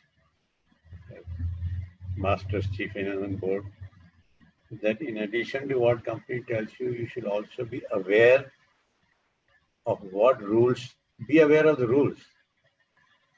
Don't just depend, okay, this, and that's it, I've done my job, is done. Or the company tells you, be aware of this rule, and you say, okay, I know this. Generally be aware of the rules, what is applicable, what is not applicable. So that if there is a mistake in the audit, that some rule is being applied which is not applicable to your ship based on the type of the ship, size of the ship, keel laid date, etc., that you have to be able to come up and say, no, sir, this is not applicable to my ship and you need to please recheck and tell me. So I know it may not be palatable to many who are here, but this is what I've seen, so I just brought it to mind that besides just doing the audits, be aware of the rules. Prepare for the audit, but knowing the rules is very important. And all the youngsters, I would request that do some reading of rules. They are available, a lot of information available. what is SOLAS, what is load line, what is MAPA, all those kinds of things. So once again, very nice seminar, very informative. I gained a lot, personally I gained a lot, especially since I've been a little out of touch. I retired from American Bureau of Shipping many years ago. So maybe some of the things I've lost touch with, but I was able to, revive those things, and I learned a lot. So thank you very much. Thank you very much, Mr. Mazumdar. Thank you, Ms. Olympia. So, Mr. Mazumdar, I know your time was probably not enough. You could go on for a long, long time. Your port state inspection is a very involved thing. But maybe some other webinar, the opportunity will be there. And Miss Olympia, next webinar, please speak a little more on how to develop that particular mindset and the vision. Development of vision is not easy. As I said, sometimes it's God's gift to some people, they have a great vision. Others have to be able to develop it and be aware. So I would request them to next webinar, maybe we learn more. Thank you very much once again. Thank you all. Thank you, Mr. Bhavnani, for gracing this webinar. As you correctly mentioned, that knowledge is very, very important. Our next guest speaker is Captain Zarir Irani. Captain Zarir Irani is a regional director of Antigua and Barbuda Flag and the chairman of Constellation Limited, a Dubai-based company. He is also regional director of International Institute of Maritime Surveying and member of board of directors. Captain Zarir Irani is a master mariner with vast experience of both onboard and onshore responsibilities, and he has done MBA. I request Captain Zarir Irani to share his views. Over to you, Captain Zarir Irani. Thank you very much, Kiran, for that wonderful introduction. Good afternoon, good evening, good morning, everyone. I'd like to acknowledge Debashish Majumdar for gracing me the honor of participating in such decision makers around listening to us. I completely am humbled to be amongst this wonderful gathering of minds virtually. First and foremost, I want to acknowledge the creation of opportunity that Debashish has offered all of us, those who are running ships or operating them. If any of his photographs or any of what he has advised us in that short 40-minute presentation saves us an embarrassment of a finding in a PSC inspection or a routine vetting inspection, whatever that these days the unfortunate seafarers are subjected to, I think those 40 minutes would have done miles and miles of justification for the time spent here. Simply put, a detention does not just spend that off-hire time of a particular owner of charter, etc. It actually is a stigma that stays with the vessel on its intelligence website for a long, long time. It affects charter rates, it affects the operator's reputation, manager's reputation, the superintendent's earning potential. So there is a chain reaction, I feel, of a simple finding, sometimes even not a detention. So all those photographs were hugely valuable. And I would, being a surveyor for almost 16 years now and past president of the International Institute, I must say that there is something that people like us who go out on ships, whether it's for classification, PSC, we have a trained pair of eyes to look for that problem. And that problem is starting with the movement of eyeballs of the chief officer, the blinking of eyes. And that's where I want to bring in Olympia, what she said.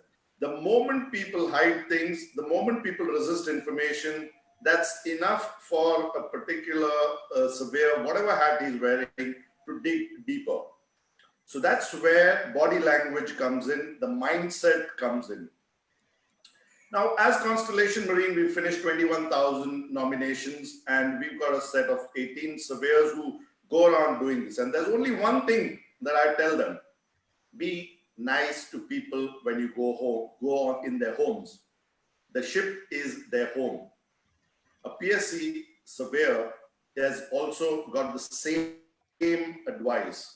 What makes it a little difficult for him when there is hostility, when there is a bit of resistance. So I personally feel if Olympia can actually add value to the leadership on board vessels, maybe the master chief engineer, chief officer, how they interact with the PSC inspector, the vetting inspector, the classification surveyor, it goes a long way in shortening that list. The one-on-one personal relationship, which sometimes the ship's fraternity are, I've been there myself, been sailing for 14 years, you do miss out on a certain social skill that is required sometimes to interact with people as much as we landlubbers do. So that said, Debashish, thank you for creating that for all of us. That was hugely valuable in my view, and I'm sure it must be for the audience. Now over to Olympia. I'll only say one thing to Olympia.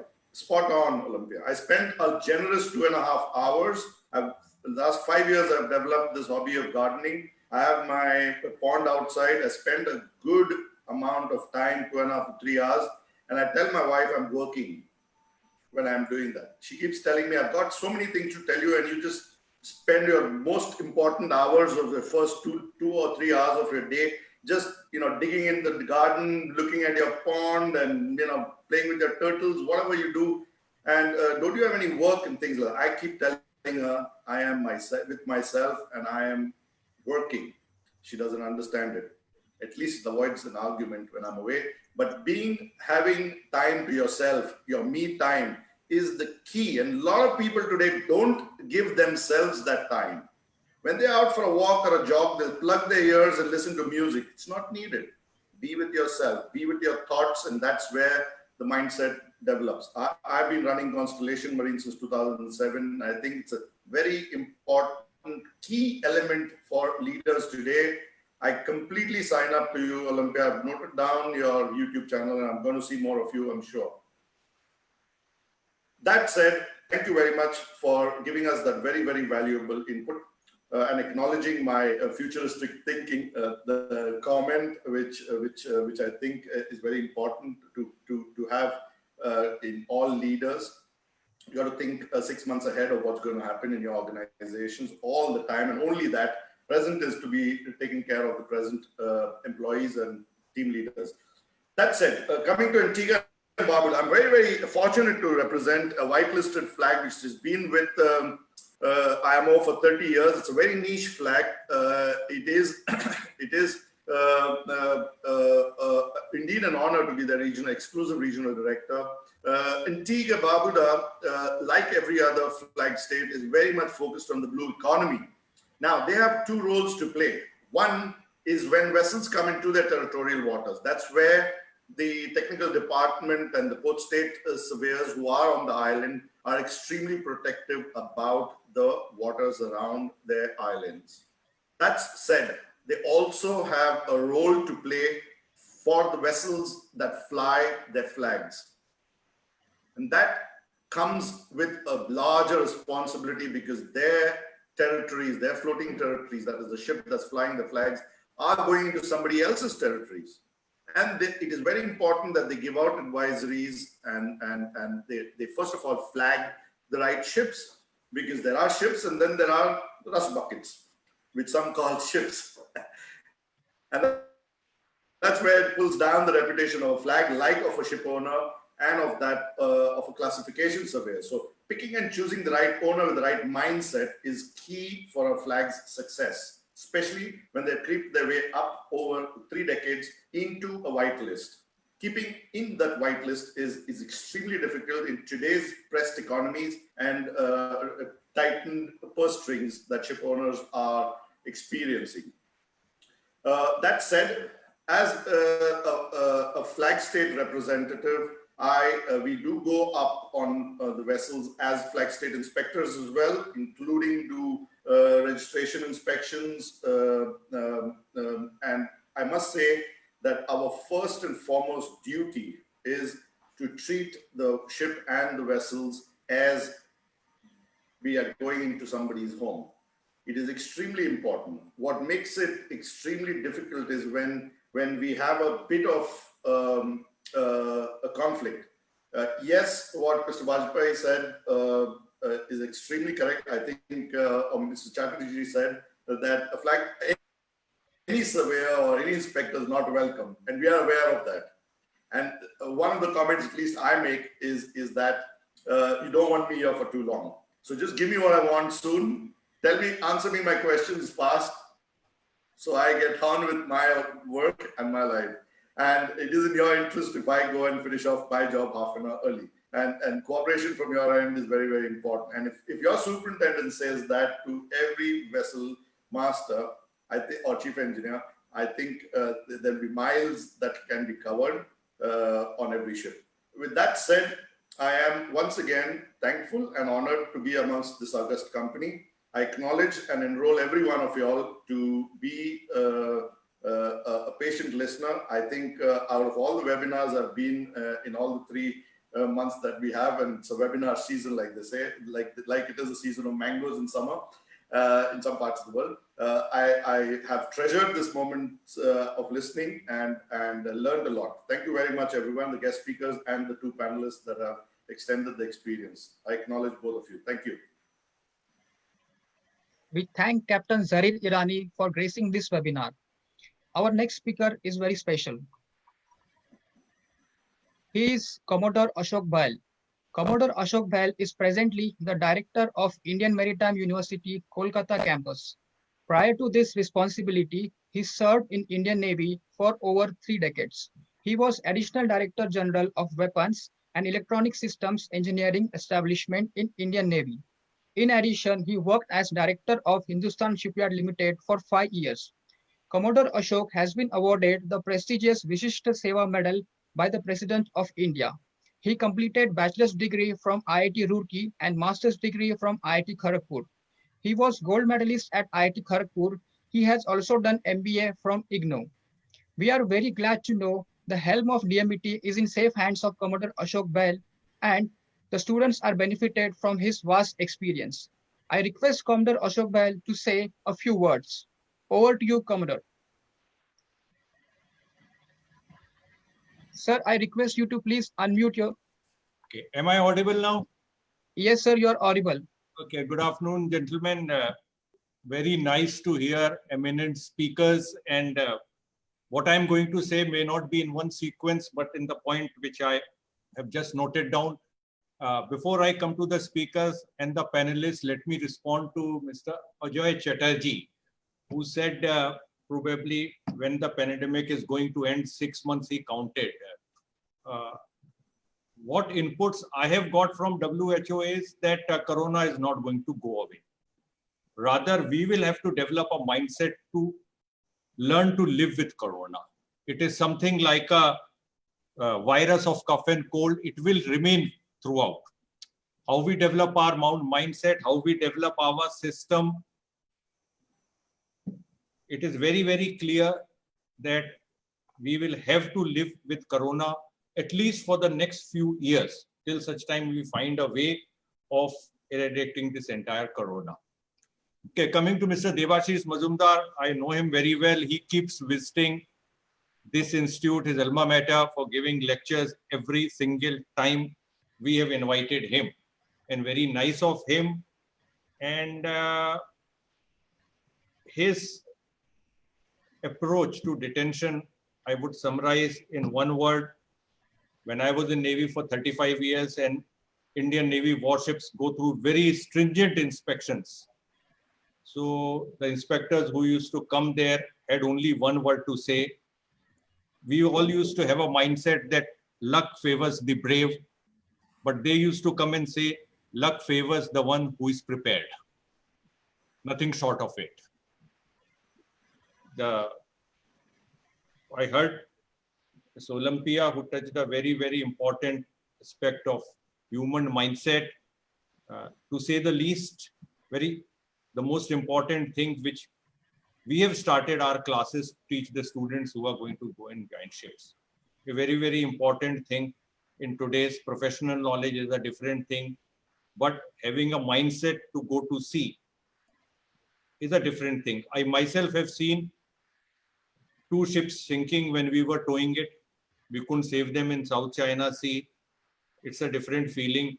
One mistake, if overlooked by the ship's crew or by the inspector, can be fatal, very, very fatal. Seen it personally with my own eyes. There are no shortcuts which needs to be taken. And for those shortcuts not to be taken, you need a very, very nice mindset. Very, very clear mindset. Do things right at the first time and continue doing it the right. I'm very, very thankful to Mr. Devashish for arranging this webinar, and definitely the next webinar on 6th of August, I'm again going to attend the same thing. Very, very knowledgeable to think, and would request both the speakers if their presentation can be made available on the YouTube so that we can download them, and I am able to show it to the 1,000 students when they get back to my campus. With this, I would like to thank each and everyone of inviting me to this, and also whosoever at any moment of time is in India and Calcutta, please do visit DMET. I know a lot of people are alumni of DMET. They would be very happy to come back to their alma mater. It is open for them. It is their institute. It will remain their institute forever. Thanks a lot. Thank you, sir, for sharing your insights. Please take a note that this webinar is live on Facebook and it will be available to record. And we will also share the link of this webinar with all the attendees over email. Thank sir, you. You will be glad to know that most of the attendees are from DMET, sir. I myself the DMET graduate. Okay, it's very nice to see you, sir. Thank you. Now we have the last speaker, who is the youngest amongst us, Dr. Satya Sahu. Dr. Satya Sahu is an assistant professor of shipping management and finance at the World Maritime University, Sweden. He holds a PhD in finance from Henley Business School, an MSc in shipping management and logistics from World Maritime University, and bachelor's in marine engineering from DMET. His research interests include shipping finance and big data analysis in maritime. He teaches various subjects including econometrics, finance, and risk management in shipping to postgraduate, MBA, and executive programs at Sweden, UK, and China. I request Dr. Satya Sahu to say a few words. Over to you, Dr. Satya. Thank you so much. Thanks so much, Kiran, for the very nice introduction. And I'm as well, along with other guest speakers, I'm also very pleased to be a part of this interesting webinar. Thank you, Devashish and Olympia, for the very interesting presentation. Especially for me, though I have a marine engineering bachelor's degree, I have a very limited sailing experience. So I have moved quickly to the business aspect. But what I feel from the presentation by Devashish regarding to look at what are the risks associated for or probability of detention. And this is something quite interesting because this is not only for maintaining the safety of life at sea, environment, but also economics. So the real asset, which is quite expensive and every day cost money, is at stake. So either it has to be done properly or we declare Chapter 11, as they say in America, bankruptcy. So that is something quite interesting for me, and especially, of course, Paris MOU. I was going through Paris MOU website, and it is quite interesting they have presented. What also I feel is that this webinar is one of the attempt to open the Pandora box where people are very scared about post-state inspection. So it could be more systematic way to understand what is the need of post-state inspection and how to avoid coming unforeseen situations.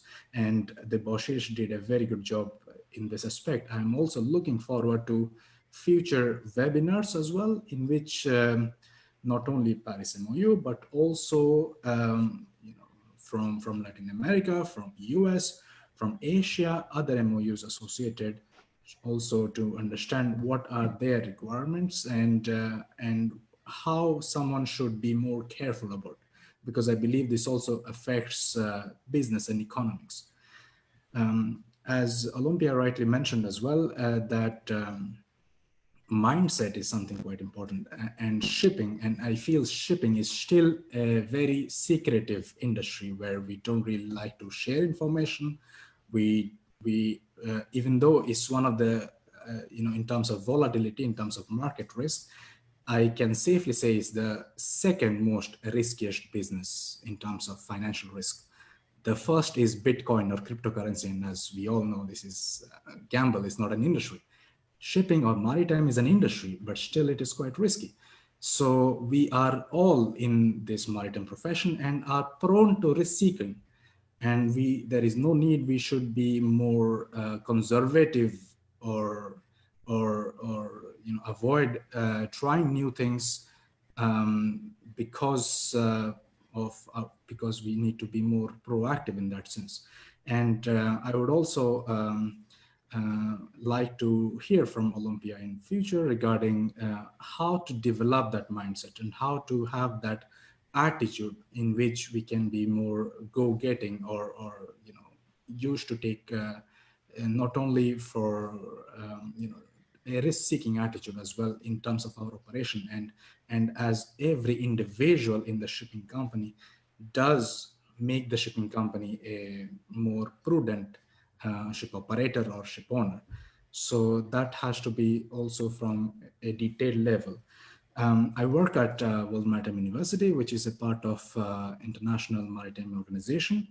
And from that point of view, I would also feel that these type of education and training for seafarers are extremely important in order to avoid or be more prepared for it, as Commodore Bell mentioned, that it is not about luck favor. Luck doesn't only favor who are brave, luck favors who are prepared. So before playing the game, we should know the rules of the game. And in this way, it's a structured way to understand what are the basic requirements and how we can also, what I would also like to hear in future as well, how, for example, we have different flag states, which are whitelisted, gray listed, and blacklisted, how to move them up from blacklisted to gray listed and from gray listed to whitelisted, and how to move above the ladder as well. And that would be something very interesting, which I'm sure our eminent speakers have a lot of experience, but also to have more structured way how to think about it would be very, would be quite interesting for listeners like me. Thank you so much. I thank everyone for their very kind input. Over to you, Kiran. Thank you, Dr. Satya, for gracing this webinar. Now we will move on to our next session, which is question and answer. We have few questions coming from the floor. I would like to ask the first question to Mr. Debashish. Question mentions how to politely challenge a port state control detention. Debashish. Okay. Yes. Am I audible? Yes, you're audible. Yes. Now we have these circumstances on board when a port state control comes and detains a ship, and the captain and the ship and the DPA, whoever hears, they're not agreeable to the detention. So in that case, the only thing is we have to politely tell him that in which areas, in which conventions the ship does not agree for a detention. And the main thing here is whenever, and I'm talking about Paris MOU, whenever Paris MOU port state inspectors or all over MOUs, when they detain a ship, when they give the detention note, they give sort of a arbitration note. Now, this is very important. Now, when a ship is detained, detained means like, the ship cannot move, cannot trade, and it's stuck in that place. So the master or whoever, the chief engineer, whatever who's visiting, must ask for the arbitration form. Arbitration form comes with the detention note. Now, this is the arbitration form which you have to fill up, and you have to put, because then if you do not, you want to challenge the detention, if it doesn't happen verbally with the port state inspector, normally port state inspector, when he writes a detention, he doesn't want to listen to anybody else, So my advice is to take the arbitration form, fill it up, and submit into the Paris MOU or whichever MOU in the port state inspection. Now, what is this arbitration form? Arbitration form is the challenge. Arbitration form has got the space where you don't agree, why you don't agree, and that goes to the court. So now you're taking a legal action against the port state authorities. So that is what is when you're challenging legal. I have seen myself, and I did this from the MCA when I was a UK flag. We challenged the detention in one of the ports. It was a UK flag vessel, and we went to the arbitration. And finally, this goes to the court, and the court gives a judgment. It takes some time, 2 or 3 months, and then if the judgment is wrong, then the owner gets the benefit, and all the fees and penalties, every cost has to be returned by the port state to the owner. So there is a way. I have seen, we have received money as the UK government from another government because they lost in the arbitration in the court, and it was not a valid detention. So that's the answer to this. Any other questions? Mr. Devashish, there is one more question from the floor. It mentions like, can a ship be detained if there are many minor deficiencies and no major defects? Yes, this is another one. A lot of people have think the ship is in very good condition, and the port state inspector finds small defects, right? Some leaking somewhere, some pipes are not maintained, some cracks, some temporary repairs. So once you do that, the answer to the question is yes, it can be detained. I'll tell you why. Because suppose you get in a good ship, there's no major deficiencies, everything is fine, but when he goes to all around the ship, he finds 5-6 deficiencies on deck, 2 in the galley, in the engine room, 5-6 deficiencies, total coming to 17-18 deficiencies. They're all small ones, I agree. But the ship can be detained on ISM code, clause 10. Now, ISM clause 10 tells you ship and equipment, right? To be maintenance of ship and equipment. So when you have 18 deficiencies, he has the full right to say the ISM code 10 is not being followed, not being complied. Because maintenance of ship of equipment, if it is maintained, then how there are 18 deficiencies? So what happens is, on that 18 deficiency, he writes 17 code, which is before departure repair. And then he puts a detention on ISM. So that's the answer to this question. Like in ISM, provision of ISM, you can detain a ship which has got several deficiencies because it shows that it's not maintained properly. So there is one more question. It's a very peculiar question. Nowadays, vessel staff feel scared to make port calls. Also, it is noted that some of the inspectors are asking for small amount of money and intentionally pointing at minor deficiencies. How to handle such inspectors who demand money from the vessel? Well, I am talking from the Paris MOU thing. This is not possible in these areas because UK and these things have got a bribery act. So this never happens in this part, but some parts of the world it happens. I fully agree with you, and even as a UK flag, we used to monitor these because our UK vessels were very good conditions, but they were attacked with these sort of things. So some of the things, the only thing we can do is it can be contacted to the port state office, not directly with him, the person who's asking. Because even we started recording a voice of a port state asking for money, but that is also not valid in the court in the UK, because if you record somebody's voice without the knowledge of that person, it's not valid in UK courts. So So that is what I think people are afraid, and some it is very unfortunate in some areas the honesty is not there. But then there is a way to go to that. I will never support to give sort of this thing. It is better to control that thing. And if he comes and if he get detained on, and that detention can be challenged. And the main thing is always remember, if there's a port state come, he's got a boss in the office, right? So he cannot do whatever thing. Sometimes it's all in a chain. So you can go a level up in the office. Like suppose I'm doing something in a port state as a UK port state inspector, and you don't agree to it, you have all the rights to call the office, and the office will help you, because you're a client for that. And it's very rarely that the whole thing is corrupted. But it is a very unfortunate thing. The question is good. I understand it's a practical question because people, masters and ships are facing this. But slowly it is moving out because countries are getting the bribery act coming in. Thank you, sir, for the detailed answer. Now I want to make a small announcement. The next webinar is scheduled for 6th of August, and the topic is International Safety Management and Maritime Cyber Risk Management in ISM. I request Mr. Debashish to express a vote of thanks to all our esteemed guests. Thank you. I thank you, all of you, and especially in the order what we thank Mr. Vajpayee. Thank you very much for coming and supporting us. Your kind words were very heart-touching. I have learned so many things from you. And whenever in London we keep a meeting and we should meet. And I've learned so many things from Mr. Vajpayee, and he's such a good guru, I can say, and learn sort of things from him.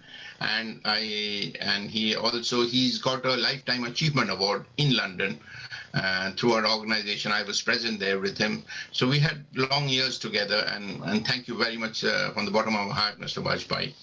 Now, again, Mr. Ajoy Chatterjee, thank you very much, sir, for viewing. He had groomed me. You will be surprised to know that